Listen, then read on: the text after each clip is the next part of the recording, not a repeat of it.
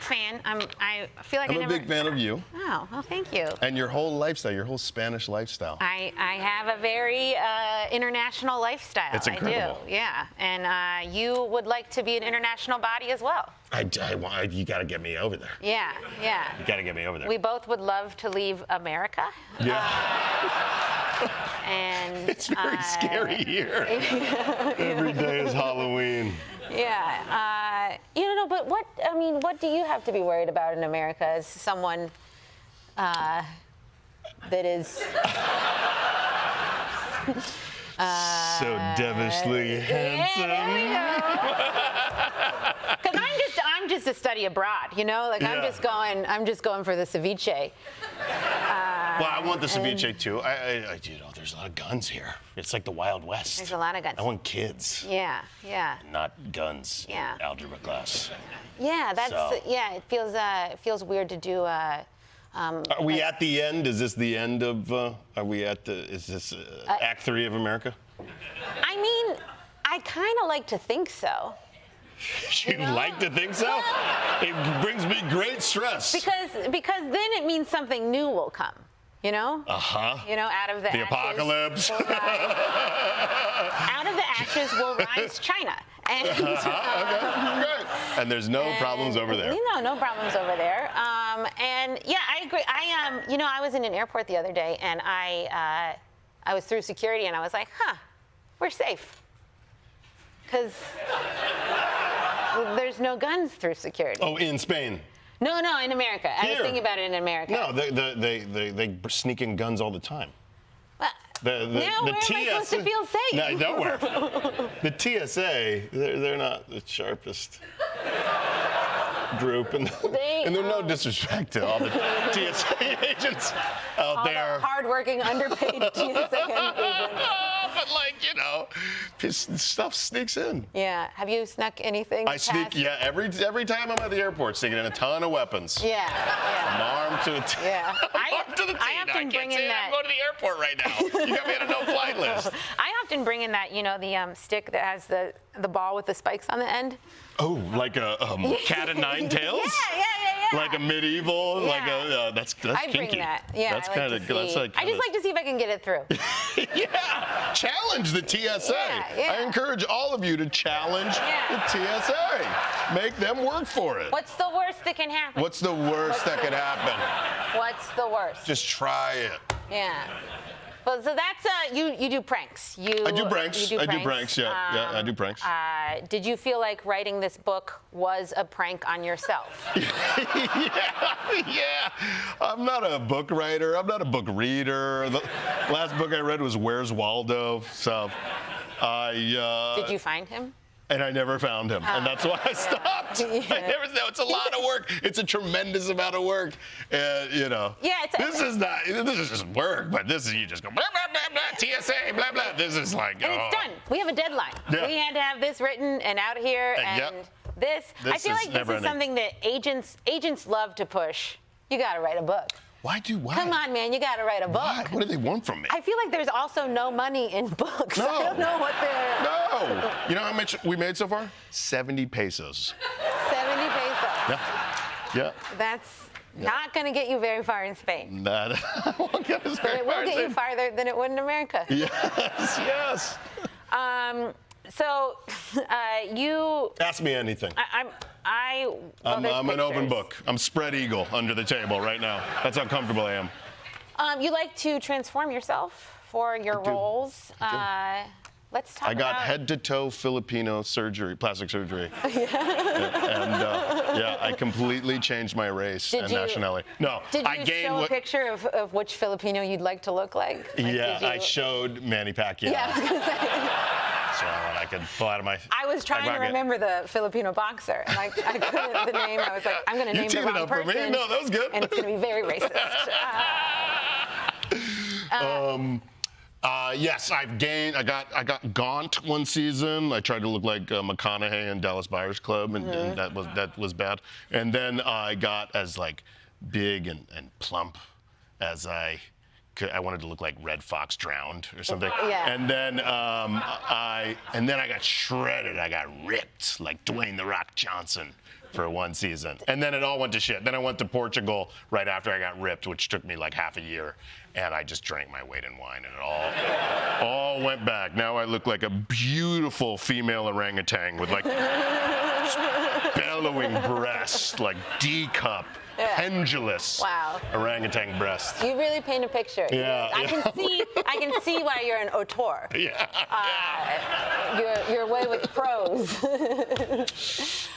Did you enjoy or getting fat is the best? I was gonna say that has to be It's the best. You do get depressed after a while, but I was eating melted ice cream, peanut butter jelly sandwiches, and pizza every night. Yeah. It's awesome. Then you keep looking in the mirror, and it's fun at first. You're like, wow, it's crazy. I look gnarly, and then you get really depressed. I also got rid of all my body hair that season. Oh, so you really see it all. Yeah. I waxed my pubic hair. I shaved my head. Because the previous season, I didn't brush my hair all year, and I didn't wear deodorant the whole time, and I grew out my fingernails like Freddy Krueger. So I was trying to do like the opposite of what I did the previous season. How long did your fingernails get? They got pretty bad, and my girlfriend at the time was not happy. Yeah. But what about all the back scratches you could give her? There's not a lot of back scratches. It was hard. Intimacy was difficult with nails that got left. Yeah. I just have trouble opening like cans of soda with nails. Yeah. So I imagine intimacy is also difficult. It's a challenge. It's not easy. And I stunk that year. I didn't wash my outfit, my wardrobe. I would like run circles in it and sweat into it. I didn't wash it for a whole year, and I didn't wear deodorant for the whole year. I was tough to date. That sounds. Yeah. I was gnarly. I was Oscar the Grouch. Yeah, that sounds a lot. It's kind of unnecessary too. Like you can't smell me through the television. It was just to freak out the guests. That's a really good point. Yeah. You can't smell you through the television. Not yet. No. Not yet. No. I mean, hopefully someday. Soon, very soon. Did the guests like gag when they smelled you, or? Yeah, they would. I remember. I interviewed Amber Rose, and she came out and hugged me, and she goes, "You need to wash yourself." It was repulsive. It was bad.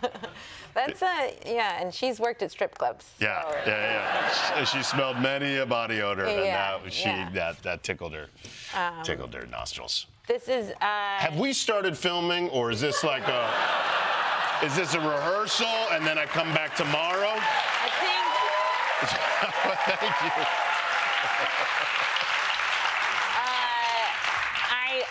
Thank you. I think we're filming, and I just, as we keep going, I remember how much I'm terrible at interviews. No, what are you talking about? I really like. You're great. I feel like You're very confident.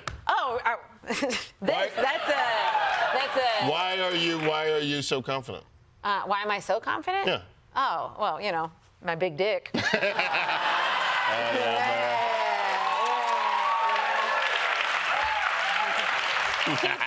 Keep rolling over it with the legs of this chair, Oh, when it's that long, you lose feeling, right? Am I right? Yeah.